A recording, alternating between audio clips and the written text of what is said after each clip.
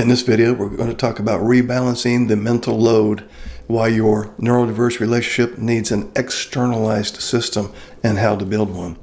Now, if you've ever said or thought, I feel like I'm carrying everything, then this video is for you. And if you've ever felt confused because you're working hard, but your partner still seems overwhelmed and resentful, this video is for you too. Now, in many neurodiverse relationships, the conflict isn't just about chores, it's about the mental load. Who's tracking the birthdays? Who knows when the oil change is due? Who remembers that the school form needs to be signed? Who's thinking 3 steps ahead all the time?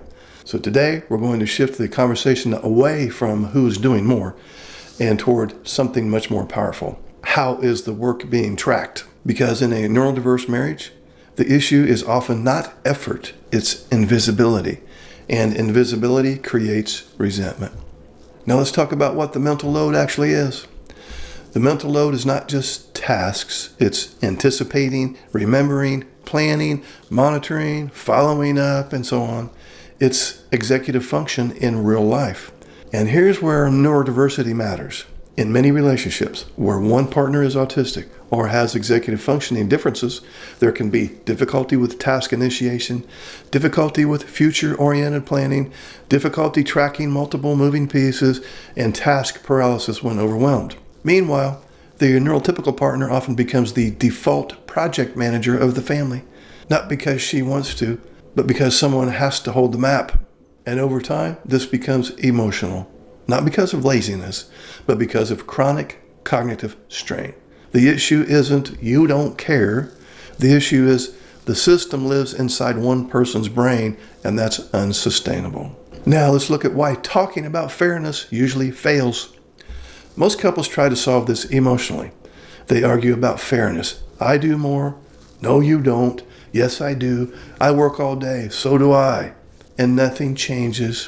Why? Because the problem is invisible structure.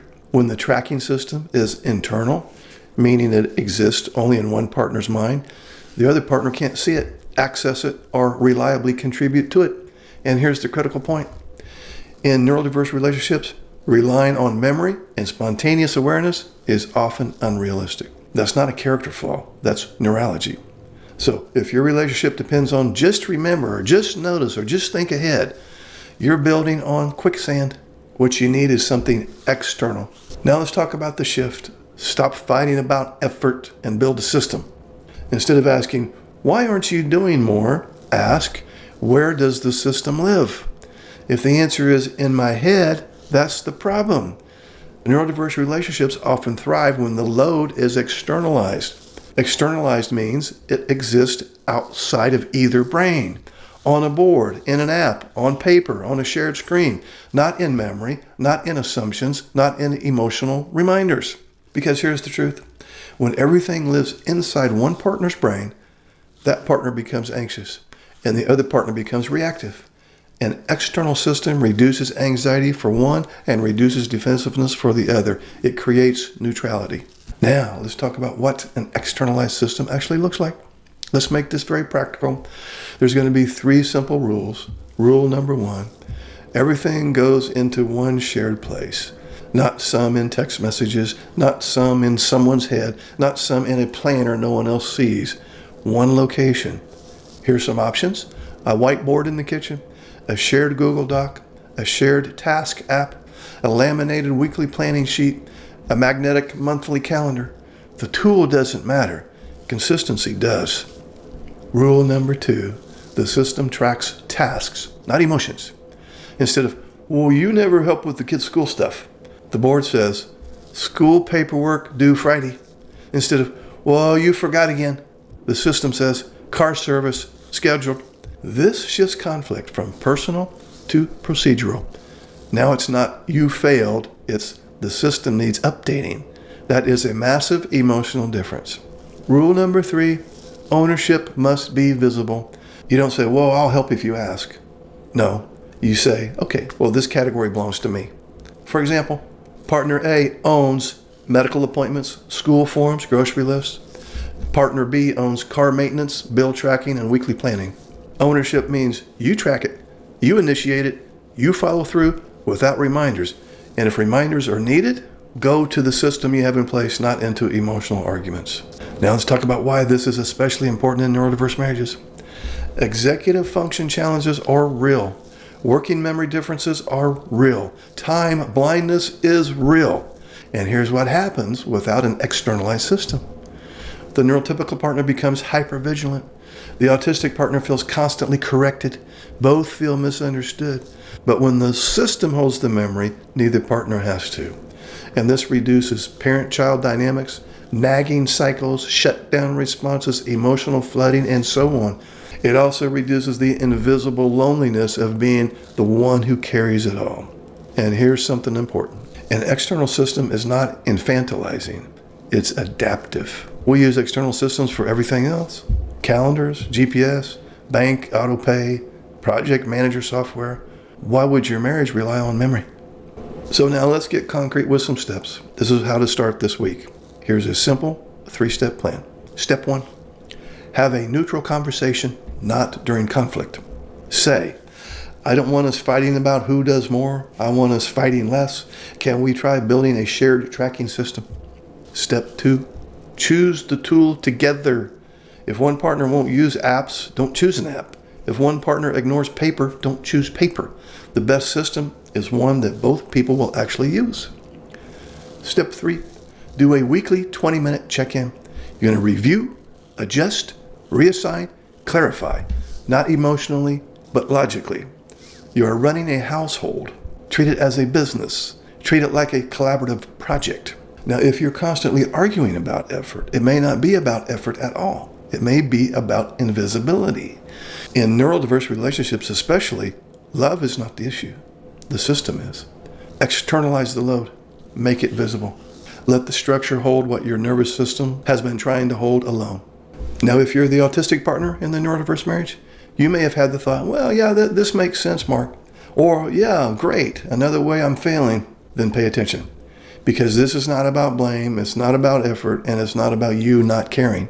It's about how your brain processes information and how that interacts with household life. Now, to the husbands out there with ASD, listen. Most autistic partners I work with are working incredibly hard. But hard work doesn't automatically equal visible mental tracking. And that mismatch creates pain on both sides. So let's talk about what it feels like from your side, the ASD spouse. You may feel like you do what you're told. You respond when asked. You show up when something is clearly defined. You're trying. But somehow your NT partner still says, I carry everything. That can feel unfair because in your mind, you're contributing. Now here's what might be happening neurologically. The ASD brain tends to focus intensely on what is directly in front of you. Current tasks, immediate demand, concrete instruction. But the mental load lives in anticipation, future tracking, monitoring things that are not urgent yet, and holding multiple open loops at once. Now, for the ASD spouse, your brain doesn't automatically monitor those open loops. You're not ignoring them.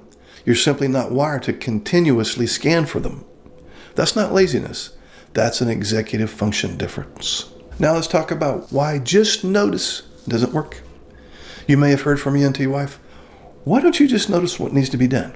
But just noticing requires predictive modeling, task switching, working memory holding multiple timelines, emotional inference about what will stress your NT partner.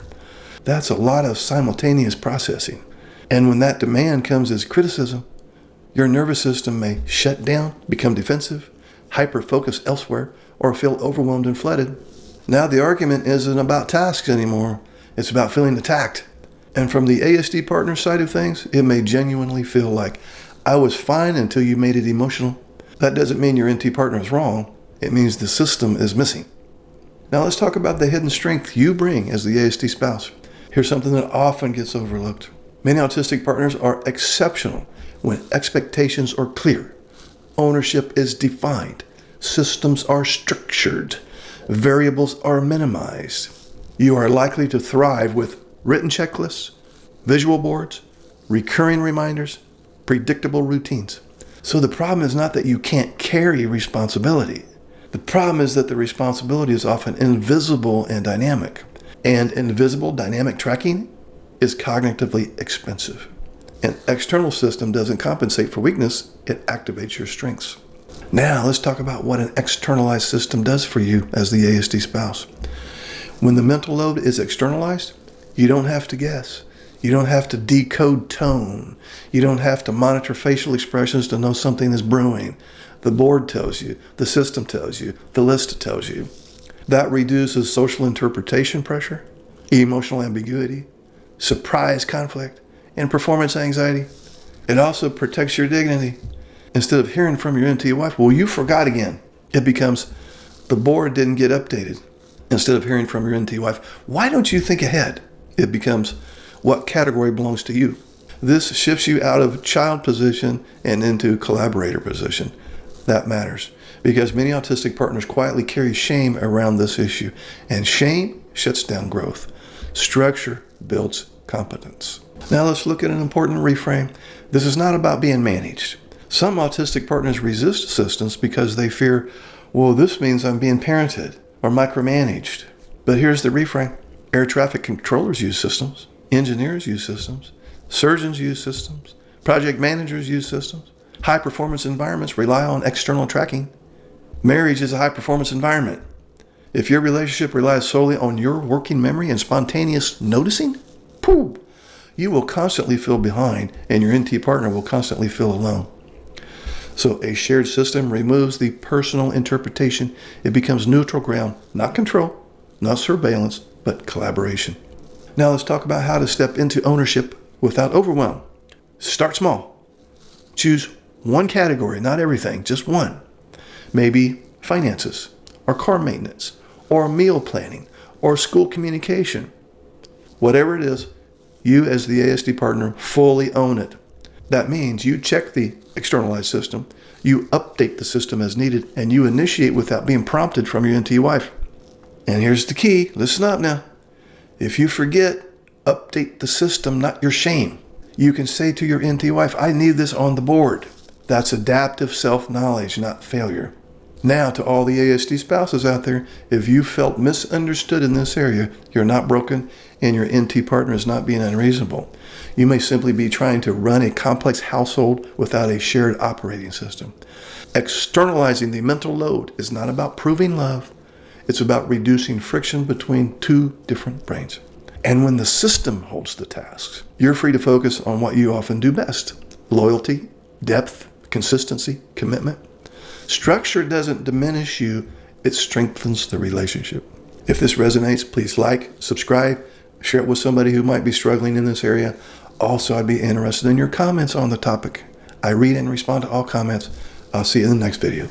Would you like to schedule a paid private coaching session? This will be in the form of a face-to-face Zoom call. Underneath any of my videos, you'll see this Calendly link. If you click on that link, it'll open up my calendar. You can pick the available days and times that works for your schedule. You'll get a follow-up email immediately after purchasing a session that will have the Zoom link that coincides with the day and time that you picked. I will get an email too that you scheduled a session, and I will be available on that exact day and time, and we will talk. I look forward to working with you.